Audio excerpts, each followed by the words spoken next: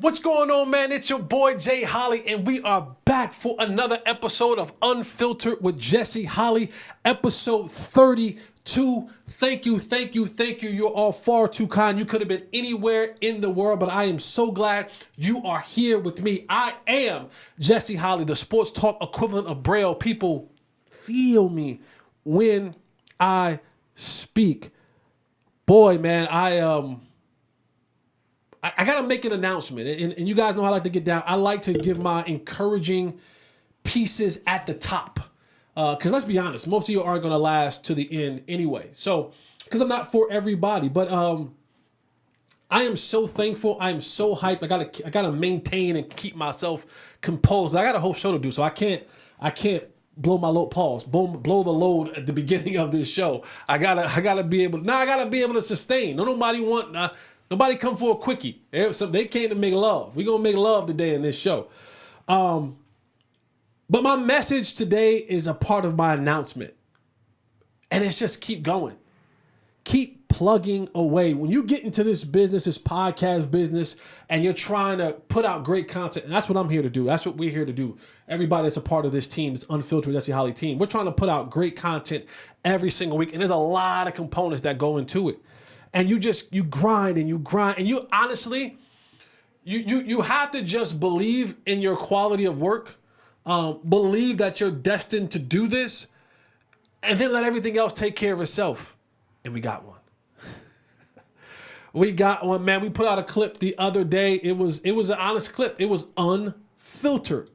And right now, it's going. I mean, by tonight, we may be at 50,000 views. We're beyond 30,000 views right now on this particular clip. And I want to thank you. I want to thank each and every one of you who take the time out of your day to watch me, to retweet, to redistribute it, who like, subscribe, who do all of those great things. Remember to do that. Hit the notification button, like, subscribe, do all those different things so we can keep this train going.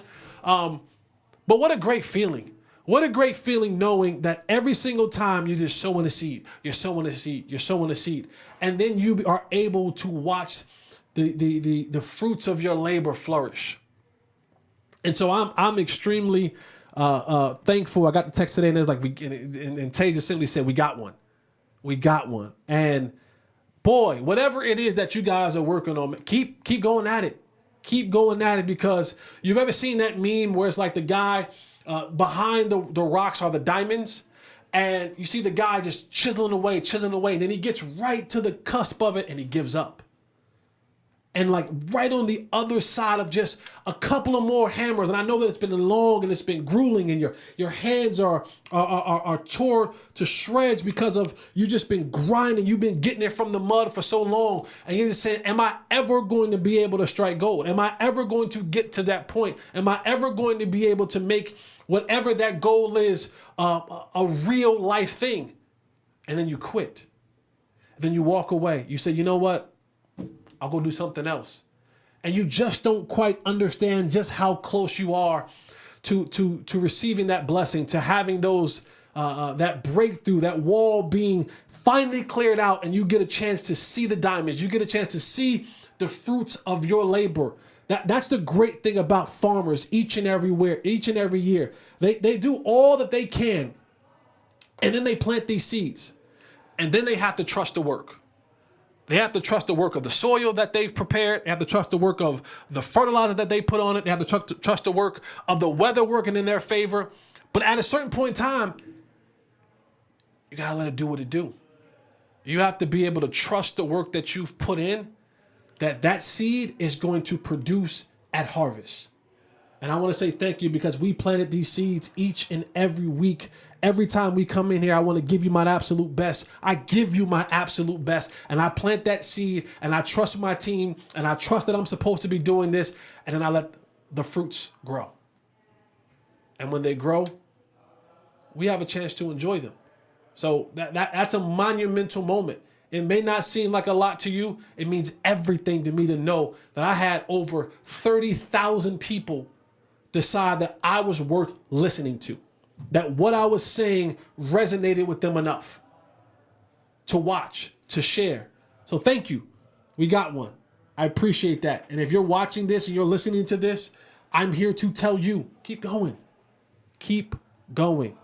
Keep planting those seeds. Trust the soil that you have now prepared for those seeds to go into. Trust the fertilizer that you're going to put over those seeds in that soil. Trust that everything that you're going to provide it with enough sunshine and enough love and enough nurturing that when it breaks through, that fruit of the labor will be sweet. All right, man, let's get into this. This breakdown. Cowboys, Philly. I was close to the score, too. I said 30-24. It was 28-23. Cowboys lose to Philadelphia in Philadelphia to fall to 5-3, 2.5 games back in the division. Philadelphia moves to 8-1. And, you know, be calm, Jess. Compose yourself. And I don't want to get lost, my emotions to get lost in this. And I want to be able to give and deliver great content. But I must say, because it says it up there, unfiltered. So I must be completely honest with you. I have never been and will never be one that lives in the moral victory space. Never. Never. There are no moral victories. They're victories and they're L's. And I think this is another situation where the Cowboys have come to playing a primetime opponent, an opponent that is greater than, equal to or greater than them, and they spit the bit. And while in them spitting the bit, there were some excellent performances, it seems like it's a repetitive thing when it comes to the Cowboys. The ball never seems to bounce their way. And I like to say the fortune goes to the prepared.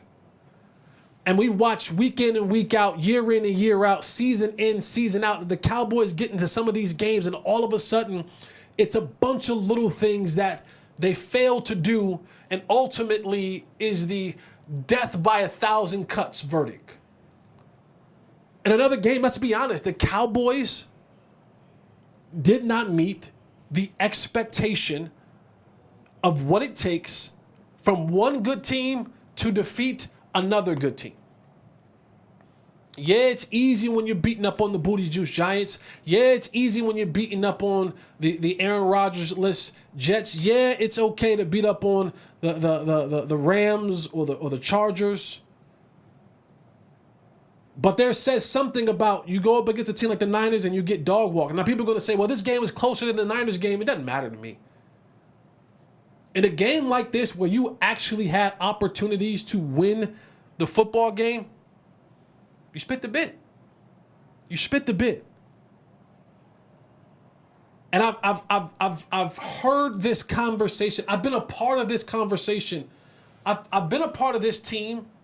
I am not, I'll tell you this now, I am not a lifelong Dallas Cowboys fan. I'm not. But I became a part of this franchise in 2009.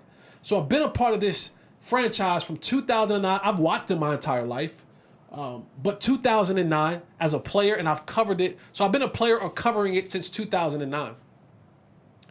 And the conversation begins to, it sounds the same.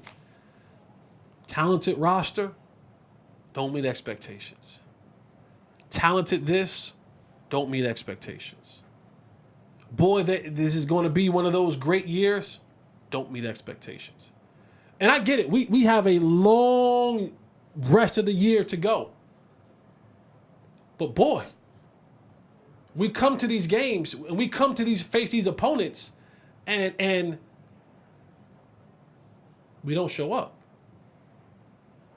Now, we can get into the crux of what the game was. I thought Dak Prescott was amazing.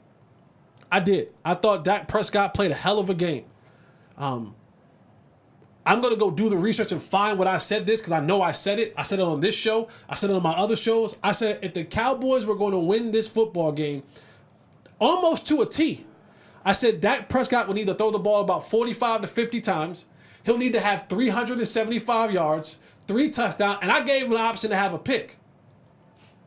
He threw the ball 44 times. He had 374 yards passing, and 3 touchdowns. I thought Dak was amazing. But again, he had his moments in that game. But Dak, over the last couple of weeks, and I'm going to give credit to where credit is due, he has played an elite level of football. He has played a brand of football that gives you a chance to be successful. He had a really good day. A really good day. He looks like he's in control of this offense again. He's using his legs more. Because while he was sacked 5 times, and we'll get into the reason he was sacked 5 times, it could have been 10. I'm going to be honest with you. When you go back and you rewatch this game, it could have been 10. It legitimately could have been 10 sacks.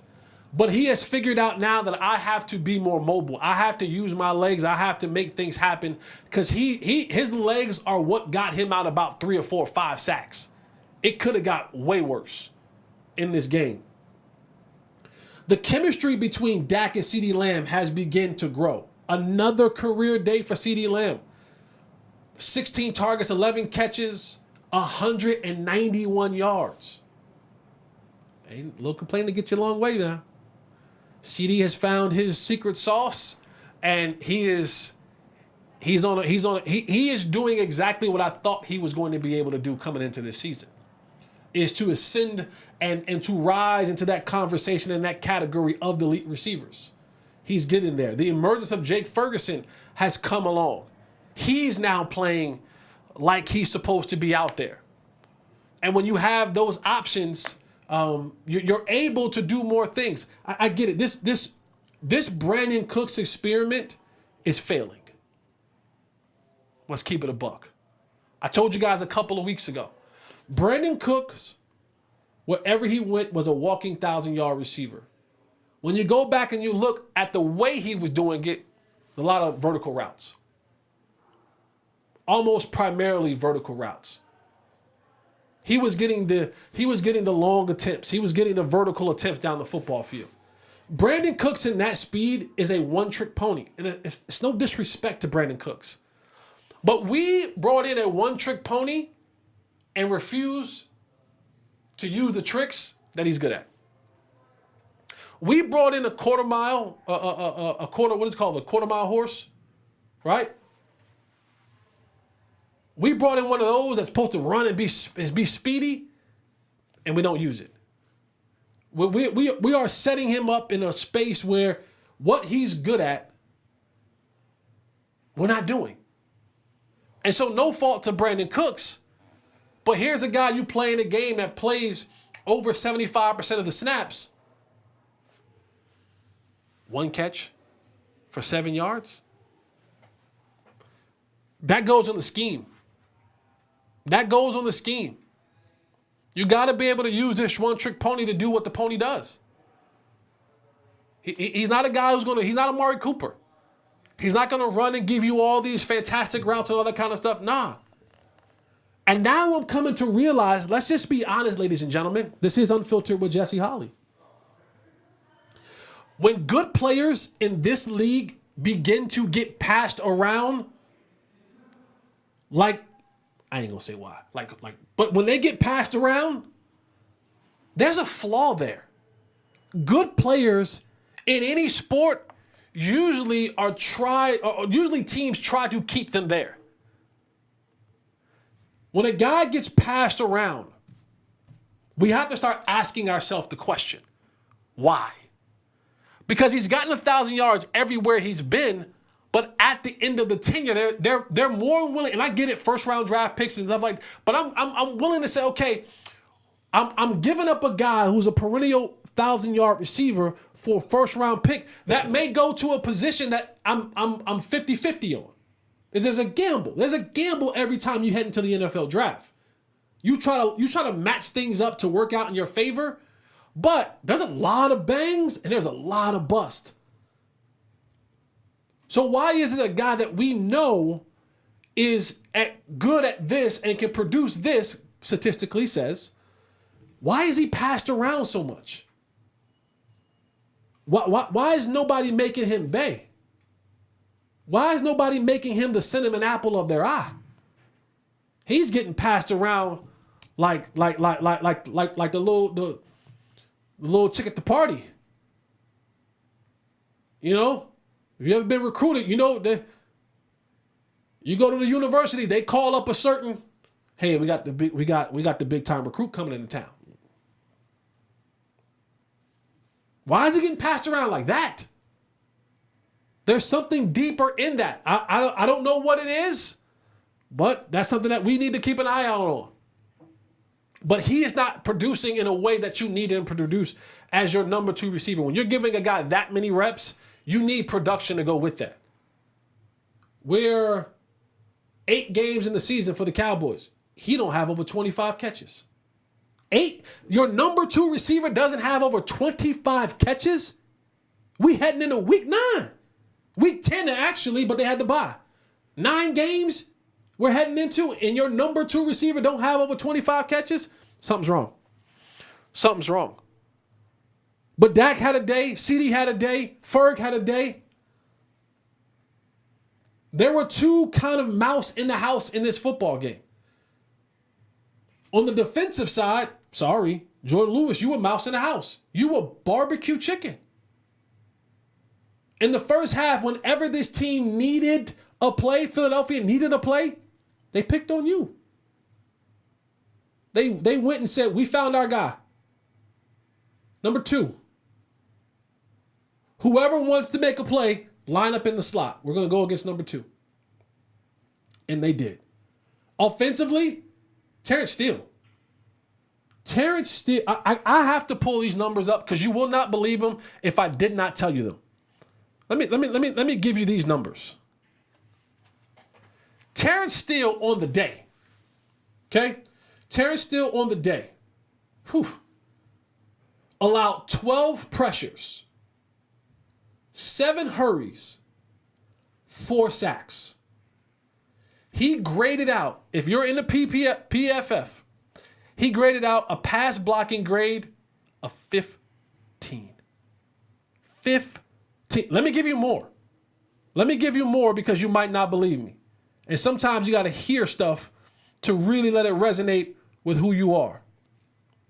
Give you another example of just how bad Terrence Steele. Now, this is a guy who's coming off an ACL injury, and this is not pile on Terrence Steele, but the Cowboys sometimes make some moves and I don't understand them.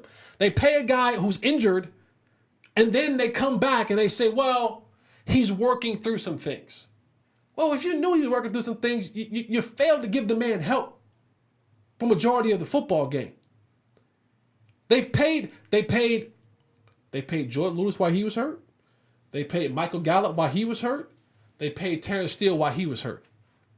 It seems like if you're a Cowboy and you get hurt, that's when a check comes.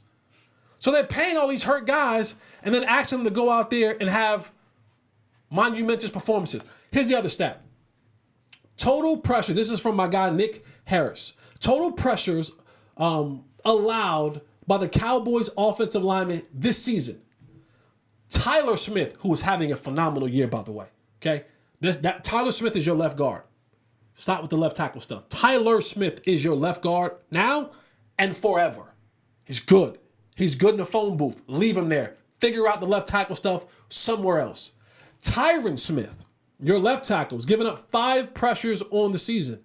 Tyler Biadasz, your center, has given up 14 pressures on the season. Zach Martin, 13. Chuma Edoga, who's played in spurts for Tyron Smith when he's been out, has given up 11. Terrence Steele, 28. He's given up 28 pressures by himself. He gave up 12 in one game. When people want to ask about we need running backs and we need this and we need that, you don't have a running back problem.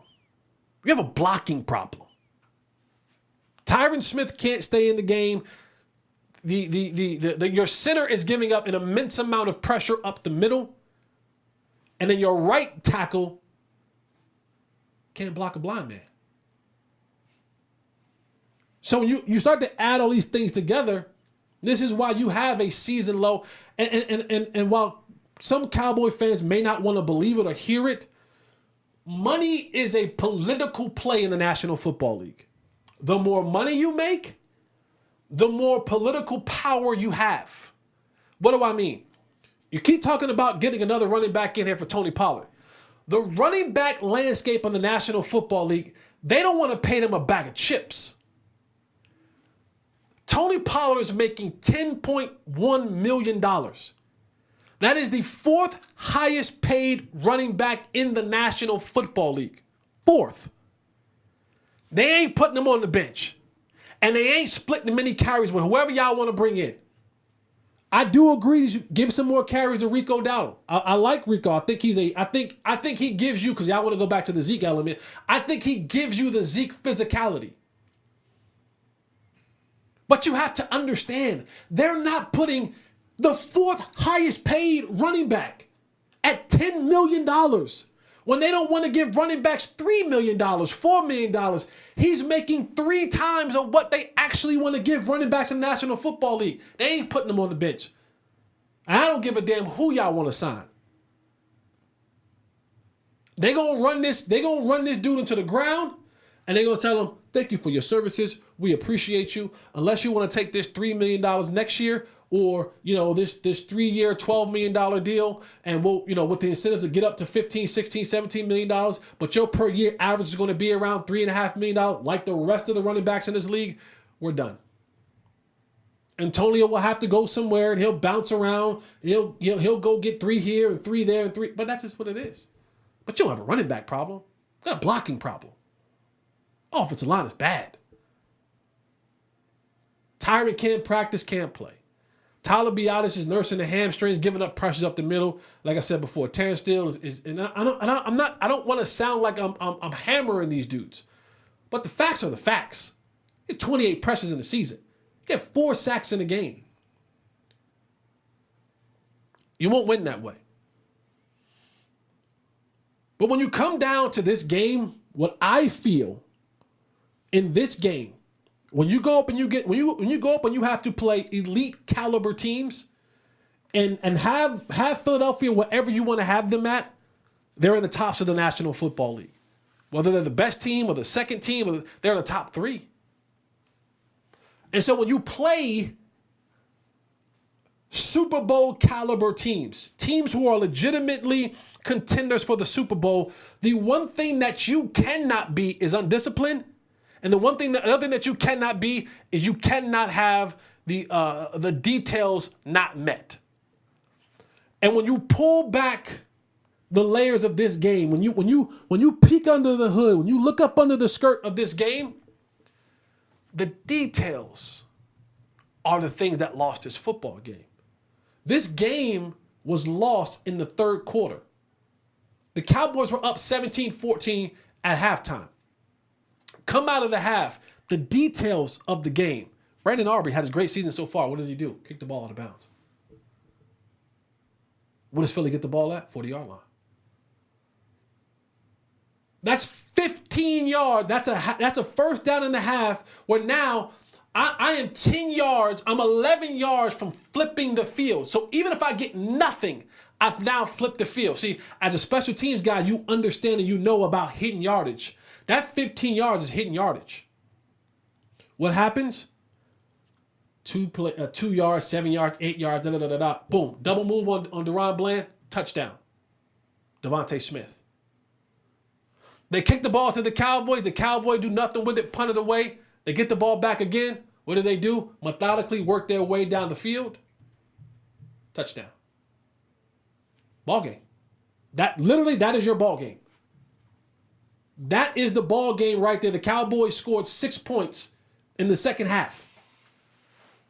They did what they had to do. Details of the game. And I'm going to give you some details of this game. When you go back and look and go, when you have this many details that are missed, you lose football games.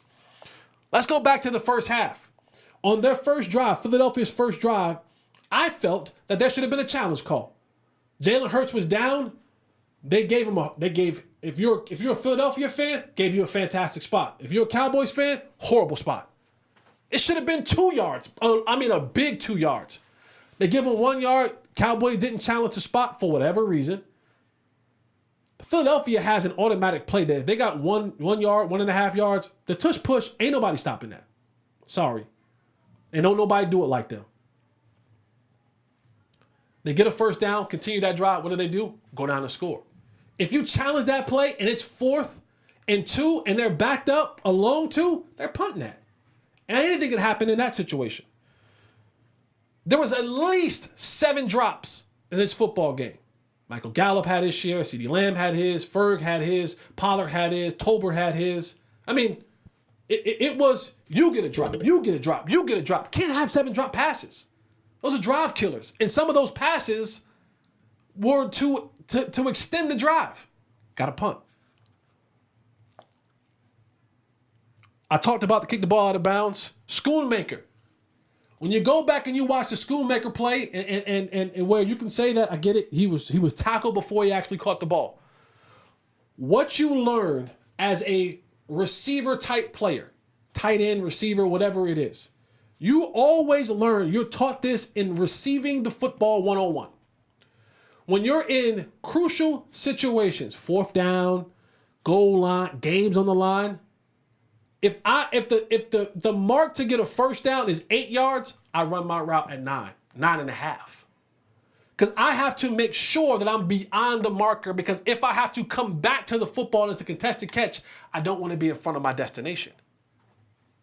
Schoonmaker runs a route where Ferg is supposed to come in and pick Reed Blankenship to make him bubble over the top. Schoonmaker's supposed to go vertical, then to the flat, dump the ball off to him for a touchdown. But he ran his route, didn't get vertical enough, did not make Reed Blankenship move an inch. He didn't move his, go back and watch the tape. Didn't move an inch. Did not move an inch. When he broke out, Reed broke out with him.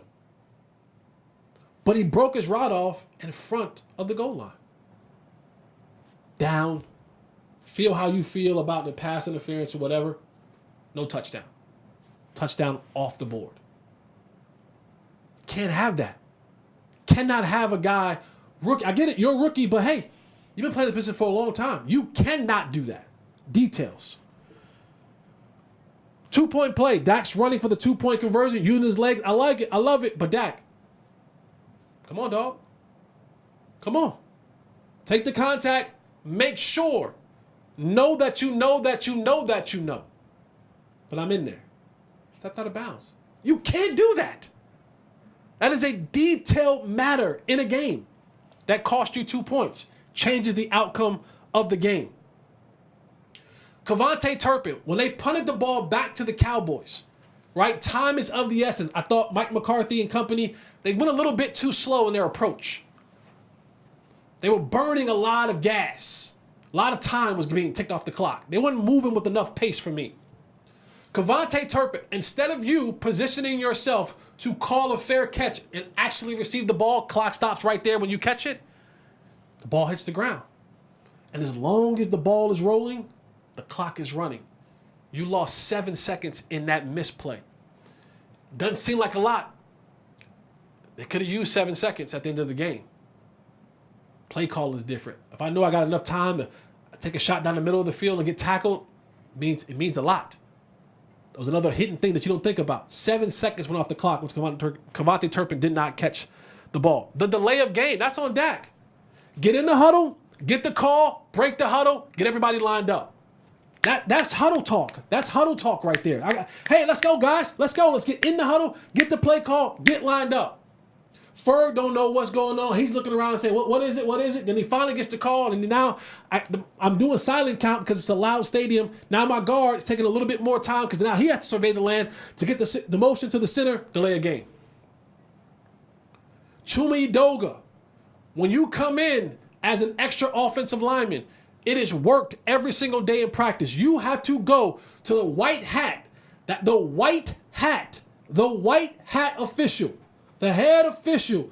You have to go to that official and say, hey, Mr. Official, 71 is reporting into the game. I'm an eligible receiver. The white hat then goes and he says, to the nation, 71 is an eligible receiver. Number 71 is an eligible receiver. And I know you're all going to say, well, Dak asked the referee, is he eligible? Dak can't do it. He cannot make that call. That has to come from Chuma Edoga. It's been that way since they allowed this rule to happen.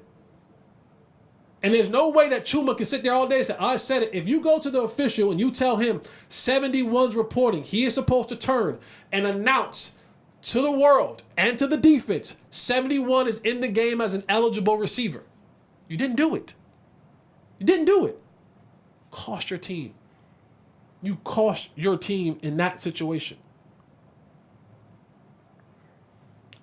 And then you have, from the coaching perspective, you continue to line up Terrence Steele with no help. And he wasn't getting beat to the outside. He's giving up inside. He's giving up the draws. And here's why getting beat inside is so crucial. If I beat the tackle inside, it's a straight line to the quarterback. If I beat him outside, I can at least allow him to run the hump. The quarterback can see me beating him outside, step up in the pocket, and have a chance to deliver the football. But if I get beat inside, where he going to step? Ain't nowhere to step. And there's nowhere to step up into the pocket. And what you don't want to do is retreat. You don't want your quarterback retreating backwards. So when you get beat inside, that's coaching malpractice. You watch that man struggle all game long. And you did nothing to help him. And then finally, people are going to say, well, Dak should have went on the Schoonmaker play, look to the other side. You're going to say, well, Brandon Cooks was wide open in the middle of the field. Well, guess what? He couldn't look that way. Zach Martin missed a blocking assignment. It was 3 for 3 on the right-hand side. Zach Martin's supposed to pass that guy off to the center, take the blitzing guy, then Dak may have had a chance. But it's the details in the game that cost the Cowboys. And it's the details that we talk about every single time they go up against equal to or greater than opponents. You've always had a roster talented enough. But what happens when you have Jimmys and Joes who are equal to or greater than in talent? It comes down to the details. In this league, you hear about it. It's a game of inches. The Cowboys lost the game of inches. Go look at the numbers. It looks like the Cowboys should have won the football game, but they didn't. And this is a recurring theme that happens not saying week in and week out, but too often against quality, good to great to elite football teams. You have some players play well. Dak played well. CD played well. Ferg played well. Other guys, not so much. And when teams, that third quarter, and when teams want what they want, Philadelphia knew we needed a score right now, they got it. We needed one more score, they got it. When they needed something, they went and got it. When we needed something, we came up short. 6 points in the second half. Unacceptable. And still, you had an opportunity. You were on the 6-yard line.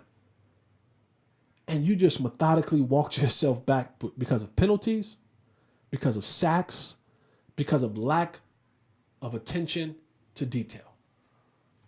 And this is what buries the Cowboys every single year, is that you get up and you have to face these teams that are good. And I don't want to hear about the refs, because you didn't say anything 2 weeks ago when the Cowboys were profitable because of just questionable referee calls. As my grandmother used to say, what's good for the goose is good for the gander. Don't not complain about calls going your way for the last 2 weeks, but now complain when some calls may not go your way. Yeah, I get it. The refs are sometimes going to be awful. It ain't just for your team, because sometimes the calls go in your favor. You had an opportunity to win that football game. The refs gave you about 60 yards of penalties in the fourth quarter, that final drive. You had the pass interference, and then you had the roughing the passer on Hassan Riddick. You were there.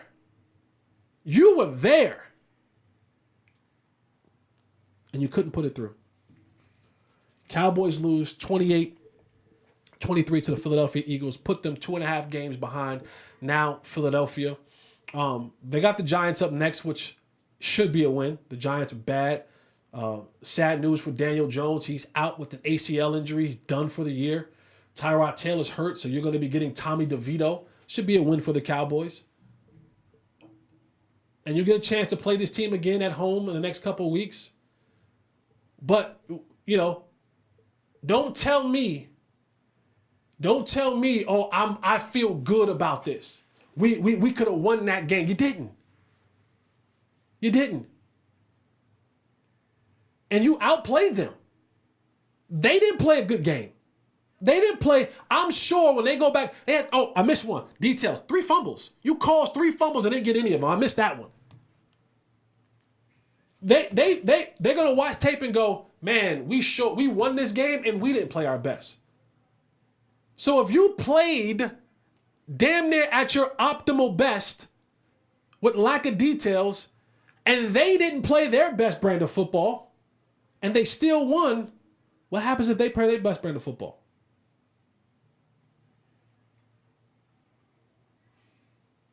That's what I'm saying, man. When you got them on the ropes, man, got to finish the job. And we have far too many conversations about this team that they do not finish the job. To kind of go into my Denny Green speech, they are who we thought they were. And we had them on the ropes. And we let them off the hook. Can't do that in this league, man. Can't do that in this league. Well, it's behind us now. We'll move on. And we'll get prepared and ready to go for the New York Football Giants this week. So stay tuned for that. I'll break that down and give you our previews for that. This is what Giants. I'll be honest with you. This is one of those weeks where I hate watching film. Giants are bad football team. But I will do my due diligence and I will give you the information that you need. So you have it. But the Cowboys lose 28-23 to the Philadelphia Eagles. We move on. All right, man, around sports, this is a big one, man. The Rangers are fresh. I mean, you can still smell it in the air. Fresh off winning the World Series, your 2023 World Series champions. The parade was last week. Tay went to the parade. I didn't go to the parade. I wasn't going up there that mountain since. A lot of people went out there. Good time for the peoples. I love a winning city. It's good for everybody. But honestly, I know the World Series is the end all. It is big business. But there's some news that came out for the baseball world and for the Texas Rangers. And if this happens, I know World Series is up here, but this will be big news. This will be, and it won't rival winning the World Series, but boy, the soon to be, I can say that. I can say that. I believe that. The soon to be AL MVP, Shohei Ohtani, who's recovering from Tommy John. Pending free agency, it's now underway. They're in the period right now where they allow your team. They give teams 5-day grace period to kind of get out there and sign their own guys, right? So it's kind of like, and you get 5 days to make me bay. You get 5 days to make me feel like I should be your cinnamon apple, and then we can get a deal done before anybody else has a shot. With a guy like Shohei Ohtani, it probably doesn't matter. Because what he gonna do is say, cool, I appreciate you, but you had a little while to show me that you really wanted to make me bay. So once these 5 days are over, I'm a see what my options about. And while Shohei is a unicorn, something we have never seen before, at least in my lifetime, we've never seen a guy who has power at the plate, who has 40, 50 home run ability at the plate, and can go give you 10, 11 wins on the bump. I haven't seen it in my lifetime. Most of you watching it haven't seen it in your lifetime. This is a unicorn type of player. Now, next year with the Tommy John, he probably won't pitch, which is fine. I mean, you're still going to get one of the best hitters in baseball. You add that to your lineup automatically becomes better. Well, there's something about winning. Something about the way you make me feel. When you win, to the victor goes the spoils. Shohei Ohtani is entering free agency in a report from Bob Nightingale that The Rangers are in one and is in Shohei's short list of teams that he is willing to go to. Now you got to compete with the Dodgers, got to compete with the Giants. Of course, Boston's going to stick their nose in there. The Yankees going to have their nose in there. The Cubs are going to have their nose in there. But reports are saying that right now that Shohei is saying my top two or three teams, Rangers. And there are some interesting, compelling things when you talk about being a Texas Rangers. One, the winning is there. Your winning is there. You're playing indoors. The weather is great. He'll still be in the AL when he's kind of familiar with. He's in the AL. Coaching, I think Bruce Bochy will be here for at least another 2 years. Winning sometimes gives guys rejuvenation. I heard Bruce Bochy talk today, and he talked about, I need to do some things that, I'm going to get my health better. He's probably going to do some surgeries or something like that. Probably the way he walked out to the mound, he might need a hip and a knee. He might need some of that stuff, but he's going to get himself better. A young, talented team. It's, when you got guys that you can play around, and is that a pause moment? Might be a pause moment. Pause. When you got guys in the lineup that when you play within the lineup, you got guys that can hit in front of you, behind you, makes life a whole lot better. State tax. Because when I give you the number of what he's looking to get, state tax matters. You stay over there on the West Coast, they're going to tear that tax up. They're going to tear that tax up. Right? Living is relatively cheaper than if you go to New York, New Jersey, if you go to Chicago, if you stay on the West Coast. I mean, there's a lot of factors that are playing in to a dude right now. They're talking about Shohei Ohtani can probably bring upwards to between $500 to $800 million contract. I played the wrong sport. Even though I was scared to hit the ball, I should have gave it a shot. Not that I would be a $500 million player, but boy, the thought of being in that conversation. And the Rangers are a team right now that are saying, you know what? The window was open for us to spend. We got some money to spend. There's no salary cap in baseball. It's luxury tax. But you bring in a player like Shohei, automatically, you win a Super Bowl. You win a World Series. I'm already getting emails now from the Rangers. Spring baseball tickets are on sale. So I'm like, damn, it's November. You don't usually hear about this until at least January. Nah, season tickets are on sale for next year. All of a sudden now things are happening. You bring a guy like Shohei into your fold after coming off the World Series, the tin roof will blow off this place. Not only do you bring that, you bring another audience in as well. You bring the Asian audience in. You bring that international audience in to watch your team. Now you have you have another population, and believe it or not, if you go down, there's a K-Town. You ever been to K-Town, Tay? There's a K-Town, a Koreatown. Good chicken down there. I'm just gonna tell y'all, it's good chicken. It's good chicken down there. You bring in that population now. They gonna support Shohei. They gonna come out and support Shohei. But if they can pull that off, I'm going out on a limb, and maybe I'm bugging, and y'all can tell me, Jay Holley, you're bugging. If winning the World Series is coupled with signing Shohei Ohtani,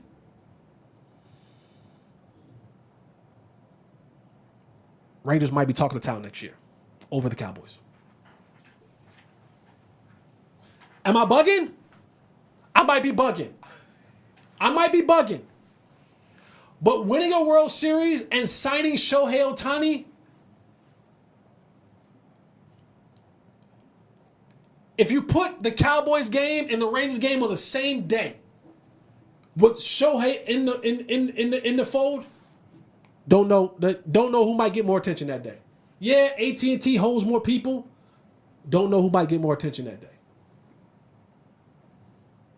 I'm just saying, you sign a guy like Shohei, and you couple that with the World Series.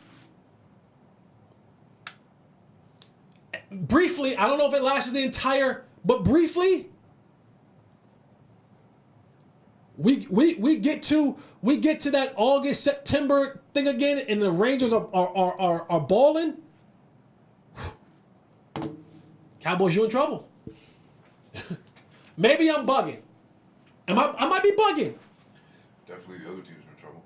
Stars and Mavericks. Stars and Mavericks, you're done. Pack you up. Pack him up. Stars, Mavericks, pack y'all up. I might be bugging, but I don't know.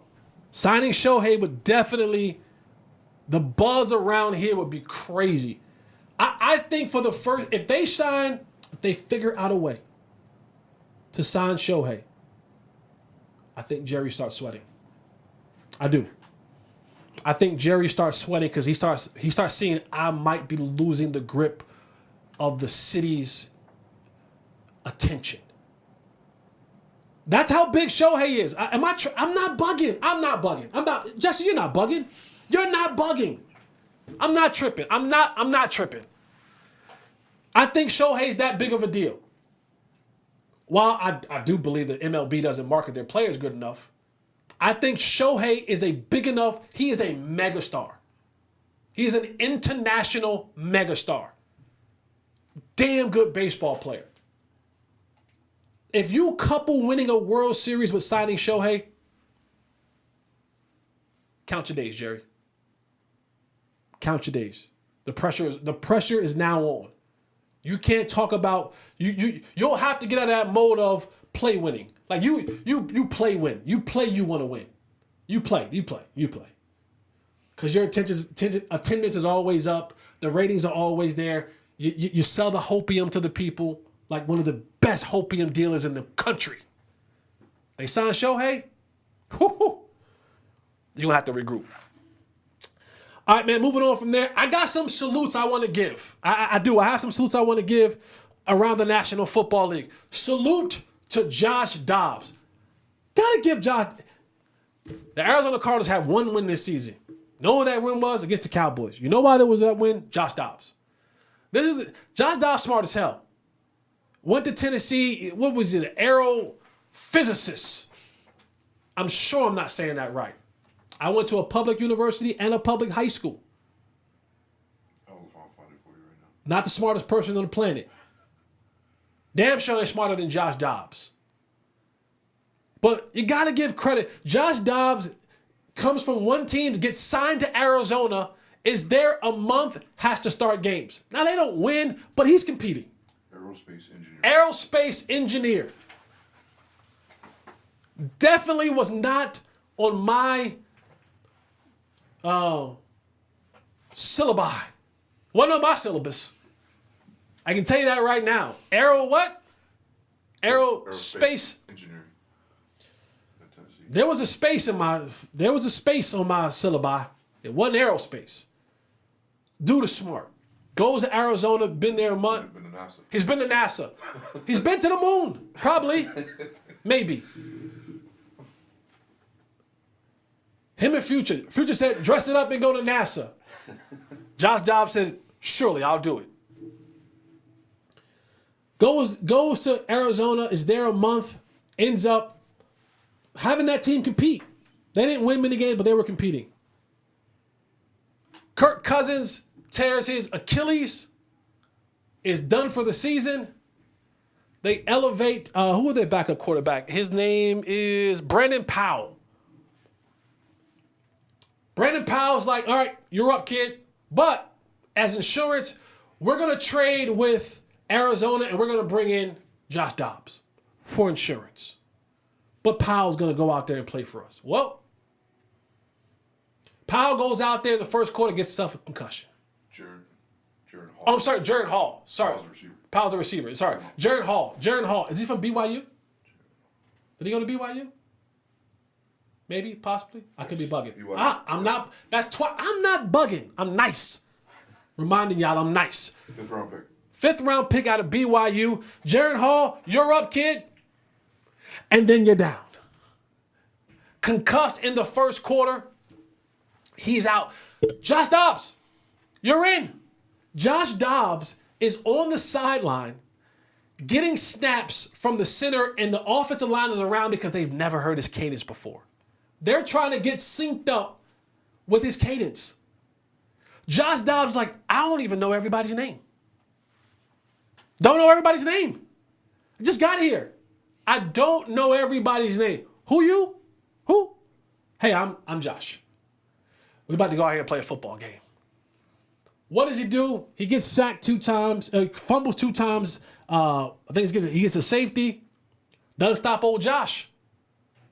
He got fumbled twice. He got sacked for a safety. Doesn't stop old Josh. He keeps coming. Pause. He keeps going. Ends up 3 touchdown game, 220-something yards, and a game-winning touchdown to Brandon Powell. Vikings win the game against the Atlanta Falcons. This dude just got there. He is a consummate professional everywhere he goes. And that it says something about a guy who can go from one team to the next. Now, I don't know if he's going to run off a bunch of victories, but that says something about a dude who can come in there and just win. Shout out to you. Shout out to my boy, CJ Stroud. I told you guys I'm a fan of CJ's. He is balling. Another fantastic performance. I got to get his stats right quick because I forgot to write them down. 470, 5 touchdowns. 30-42. He's made Dalton Schultz and Noah Brown. You want there in the stats too? Noah Brown had 158 yards receiving. What did Dalton Schultz have? 53 for Noah, 153 for Noah, 130 for Schultz, 10 catches. Huh. Touchdowns for both of them. Huh. And then the Tank Dell had 114 as well. I'm give me all the CJ Stroud stock you got. I'm in. I'm in on everything CJ Stroud. You hear that young man talk, he gets it. He understands it. He understands how to make a connection with players. I think DeMeco Ryans is in that caliber of the young coaches who understand that I have to love on this dude. I got to be transparent with this dude. I got to surround him with the right stuff. I can't just put him out there and hope that it happens. I have to put him out there in ways that it can happen for him to be successful. And boy, I am all in. I'm all in on CJ Stroud, man. This kid, he has it. He has the it factor. And he may break the curse of Ohio State quarterbacks. I think this is the one. He is the generational curse breaker of Ohio State quarterbacks in the National Football League. Because I told you I'm out on Justin Fields.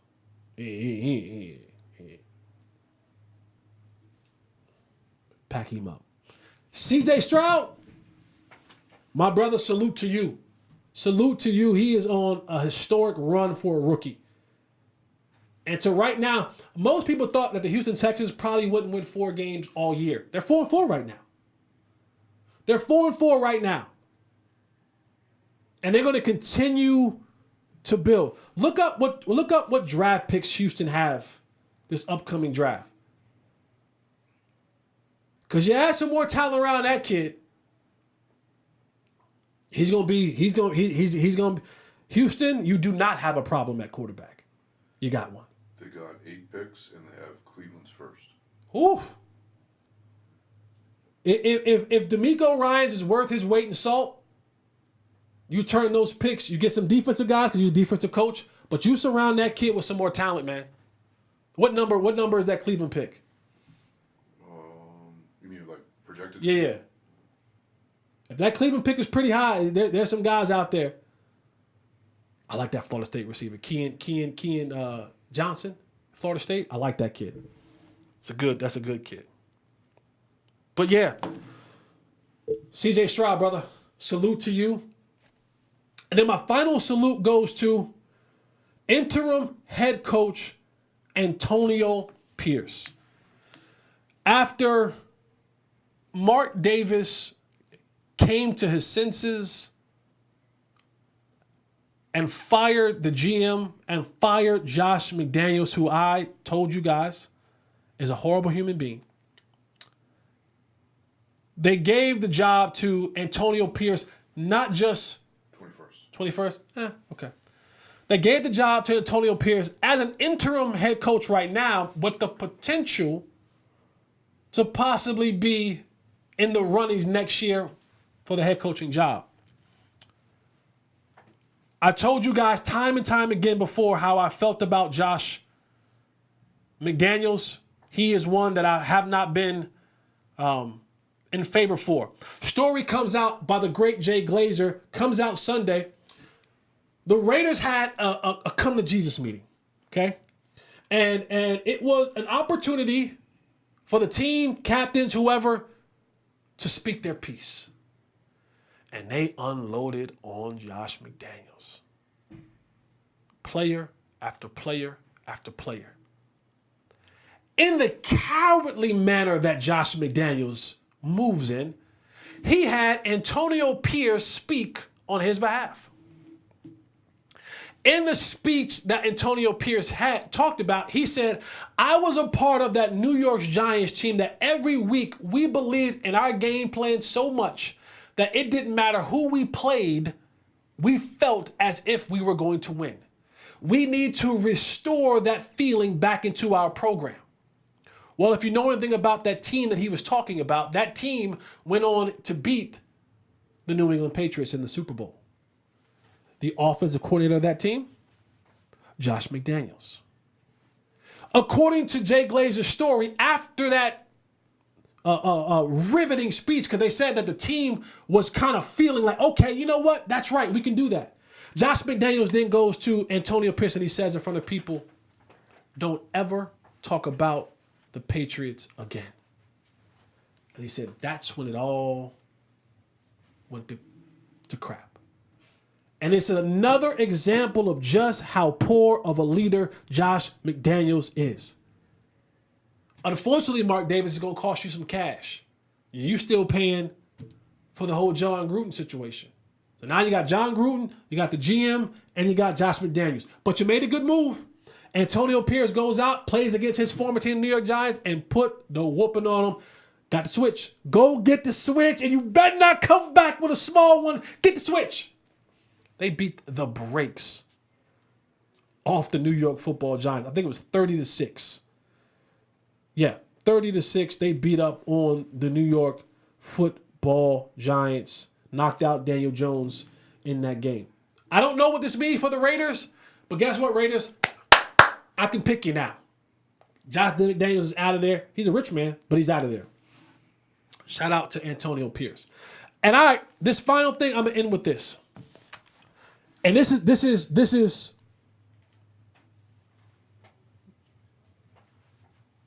one that I'm passionate about. Even Tay and I, we got into a respectful. And I'm always for respect. I'm going to respect your opinion. I want you to respect my opinion. You don't have to agree with my opinion. I don't have to agree with your opinion. We can respectfully agree to disagree. As long as the respect lines are never crossed, I'm always going to be good. I'm always willing to have a debate, a discussion with anybody, as long as the respect lines are always clean. And we kept the lines very clean, very respectful on both parties. He's where he's at, I'm where I'm at. And it's been a Twitter storm fire. What am I talking about? On this college football Saturday, USC had a matchup against the Washington Huskies. Two potential Heisman Trophy candidate quarterbacks go at it. USC loses a close game to Washington. At the end of this game, reigning Heisman Trophy winner Caleb Williams, potentially the first overall pick in the NFL draft, loses this game. And before he exits the field, you see Caleb Williams climb into the stands and jump into the arms what I'm assuming is his mom. His mom hugs him. Whatever she had in her hand, she had like a poster or whatever. She covers his face. But you can see him visibly crying in the arms of his mother. When they showed that on the game, Twitter blew up. Twitter blew up. And you had a lot of these people saying, What poor leadership. Look at that loser. If I'm a GM in the National Football League, I don't even draft him. I have questions. I'm not a USC fan. I can sit here and say I'm not even a Caleb Williams fan. What I am a fan of is people having to understand, especially when it comes to men, having emotional intelligence. Far too often, we as men, and this is for the men I'm talking to you men, even as little boys, we've been told, don't cry. What you crying for? Don't let them see you sweat. Don't cry in front of people. Don't publicly cry. And you've heard this time and time and time and time. I heard the same thing from my uncle. Would cry, would punch you in the chest for crying. And so now little boys who are told they cannot cry, or that crying is a sign of weakness, or that crying all of a sudden now becomes this chink in a man's armor, become young men. And these little boys who have told not to cry become young men who are told not to cry. Never let them see you sweat. Don't cry. Crying is for girls. You're a sissy if you cry. Now become grown men. So these little boys who are told don't cry, become young adults who are told don't cry, now become full-blown men that are told don't cry. Don't ever cry. Don't cry publicly. Don't cry anywhere. Don't cry in front of people. Don't let them see the softer side of you. Don't let them see the side of you that they deem to be weak. And so you hear this notion year in and year out, over and over and over and over for generations upon generations upon generations. When is a good place to cry?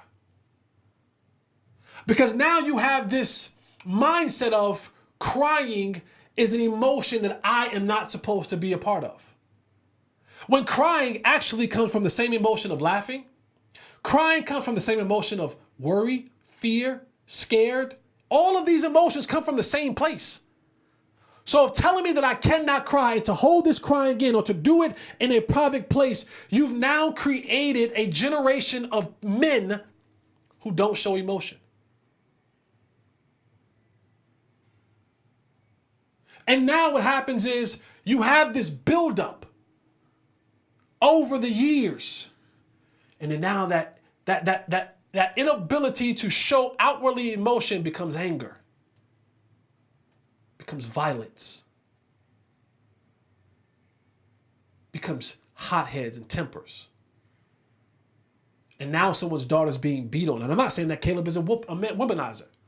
I'm saying that this is the residual effects when you have men who don't understand what emotional intelligence is. And when you have a crowd of people that come out and say, well, because he cried publicly, it's a chink in his armor. When what I saw was a kid, a young man, whatever bubble that he lives in, because his bubble is, I have the weight of USC on my shoulders. As the quarterback of this franchise, I put in so much time, energy, and effort and sacrifice and blood and sweat and tears. And our goal was to take this team on the shoulders of me, Caleb Williams, to compete in a national championship. I had all the notoriety. They had my jerseys in the stores. I had the NIL deals. I'm making a bunch of money. I'm the face of this franchise. At 20, 21 years old, still a child. And I get to a place where I lose a game, and for all intents and purposes, 3 losses, you're not getting to the college world playoffs. No, you're getting the Pac-12 championship. You ain't getting to the Pac-12 champ. It's done. My college career is inevitably done. And as I'm trying to embrace and take all this stuff in that it's coming at me right now, it's a rush coming at me right now, I look and I see the one person. And if you're like me, if you had a mom or a grandma, the one person that no matter what is happening in this world, I can sit in that person and I know that there's comfort and that there is solitude and there is love in that one person, and I see her. And I don't know if cameras are still on me because I'm not thinking about that. Game's over. I got all these emotions happening into me. I'm angry, I'm upset, I'm frustrated, I'm disappointed. I have all these emotions coming into this 21-year-old kid, and I see the one person who, no matter what, is going to love me. And so I go over to my mom just because I know that a hug can do something to me that I feel safe. This is my safe place. This has been the one place that I could have gone my entire life, and no matter what, I'm safe. And I go to this place, and if you're like me, it was my grandmother. And my grandma used to say this thing. She would say, everything's going to be okay. And it didn't matter what it was. Whatever the weight of the bubble of the world that I was living in, whatever that weight was, it was lifted.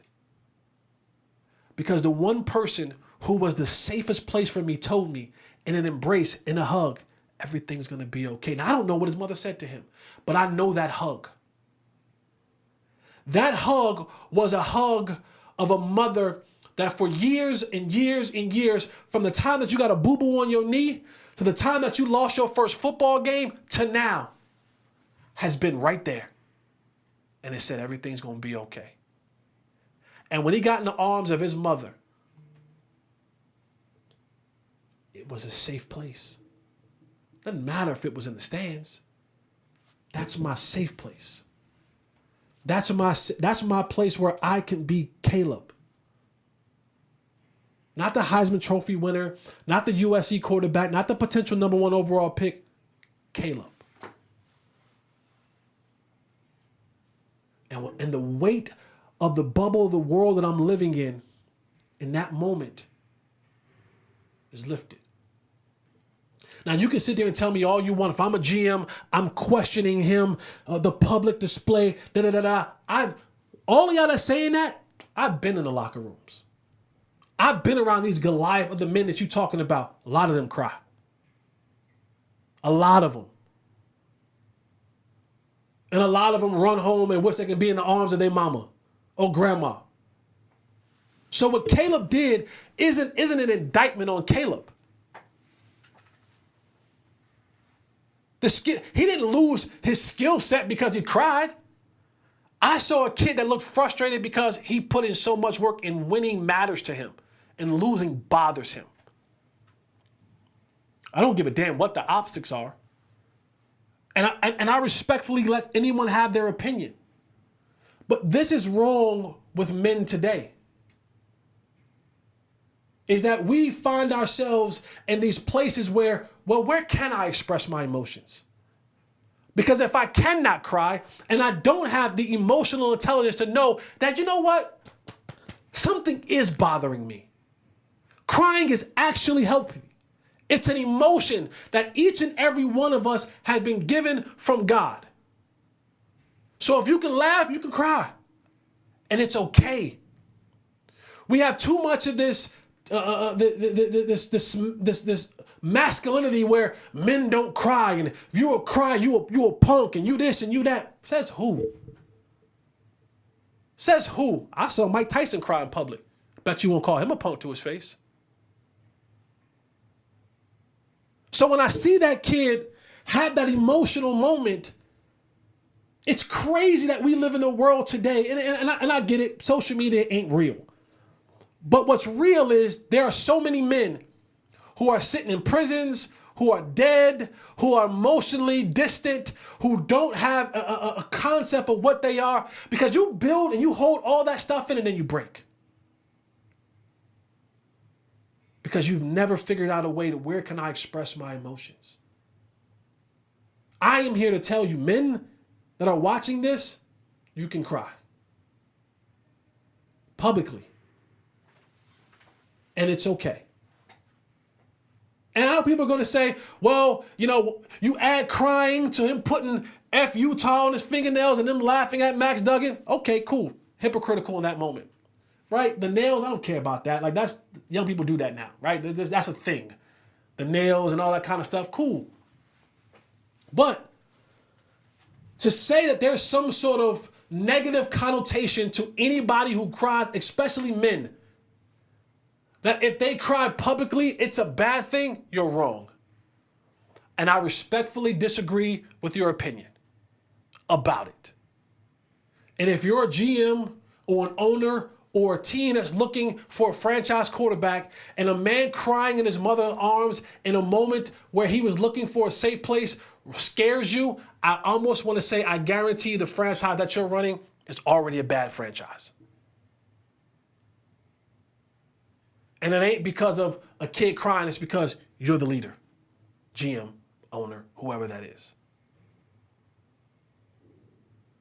We got to do better. We have to give these young men, these little boys, kids, young men, we have to open up that space of, yeah, be emotional. I ain't saying whine and be a brat all day, but if you're going through, what is wrong? There is something wrong.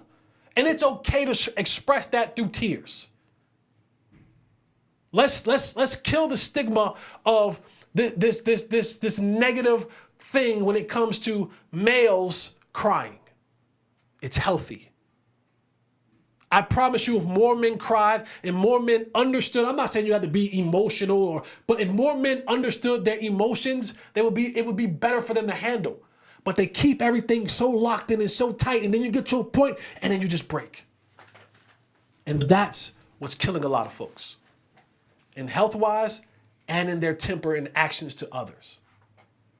So, Caleb, I wish I still had my grandmother here to cry in her arms sometimes. Young man, I saw nothing wrong with what you did. Now all you got to do is go out there and show them that you're still a great football player. And every now and again, you're going to have a few tears. If there's a man watching this, it's okay to cry for you too. I know what your granddad said. I know what your uncle said. I know what your old school father said. But it's okay. Allow yourself the space to be emotional. My therapist tells me, he said, listen, when you have an emotion that's real, let's sit with that emotion. Let's identify it. Let's give it a name. I'm crying because that offended me. That hurt my feelings. It's okay to say that. And when you're able to do that, you're able now to maneuver and navigate in a space of emotions that's healthy. That's healthy. And you're able to identify those things and put a name to them. And not keep them pent up until you explode. All right, man, that's the show I have for you guys today. Thank you guys so much for being here with me. I'm telling you, I pour out to you guys because you pour back into me. We got one, man. Keep liking, subscribing, hit the notification at Mr. Fourth and Long all over the platforms, Instagram, Twitter, Facebook, Fanatic Views. Find us on YouTube, Unfiltered with Jesse Holley. Continue to make this thing real, man. I promise you, we're going on this journey together. You and me, us, we going to the top, man. I appreciate you all so much. Tell a friend to tell a friend. Hit the notification button, man. Holler at me. I love the engagement. I love to be there. Leave your comments, Spotify, Apple. Subscribe there. Leave your comments, man. Thank you guys so much. Remember, never let anyone say that their life is better than yours because it's your life. Eliminate the contingencies. I'm out.